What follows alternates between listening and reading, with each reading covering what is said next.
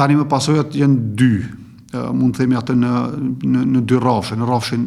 e jashtëm, ku Kosova është pa përfaqësim diplomatik aktiv, pa një ministri të punëve të jashtme, pa një kryeministër fuqiplot legal dhe legjitim, të cilin ne e dim që edhe nuk e pret askush, edhe nuk i shkon askush në zyrë, për të takuar dhe për të diskutuar rreth problemeve dhe zgjerimit të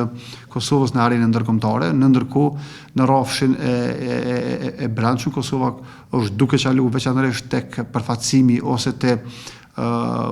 pasojat në paralizim të disa institucioneve të pavarura kushtetuese,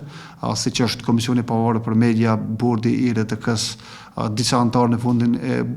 fundit të kursimeve pensionarit të Kosovës, 2 antarë në gjykatën kushtetuese, 5 zëvendës të avokatit të popullit, vet avokati i popullit, të cilët i ka skaduar mandatin në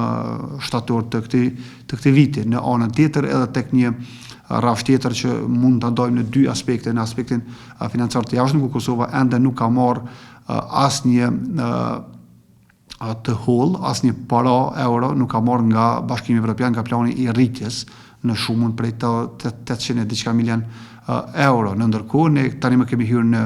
muajin tetor, ku qeveria do të duhej me e votu ligjin për ndarjet buxhetore në fund të këtij viti dhe t'ia dërgoj kuvendit. Aktualisht ajo nuk do të mund ta miratoj asnjë ligj për ndarjet buxhetore për vitin e ardhshëm, për arsye se nuk është as legale dhe as legjitime që mund ta dërgoj dhe ta procedoj një ligj të tillë në kuvend të Kosovës. Pra,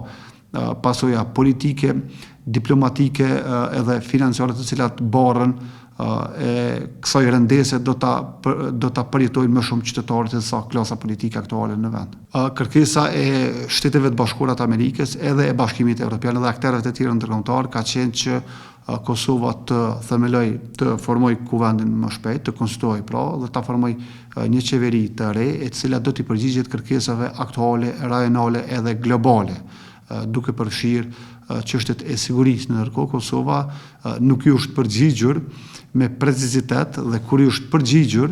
atëherë ka bërë më shumë probleme se sa që ka zgjidhur çështjet të cilat i ka dhe do duhet të kishte në bashkëpuntim të me SHBA-t. Ne kemi parë së fundi kur SHBA-t kanë prishur ose kanë pezulluar dialogun strategjik me Kosovën, një çështje për të cilën përgjegjëse është qeveria e Kosovës, sepse kjo ambasadë këtu në Kosovë me Departamentin e Shtetit kanë treguar me emër të përveçëm se cili është ai person që është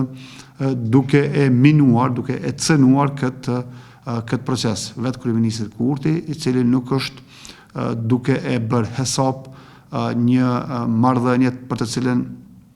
Republika e Kosovës, qytetarët e saj dhe elitat e kaluara kanë bërë çmos që ta ruajnë si sytë e ballit këtë marrëdhënie.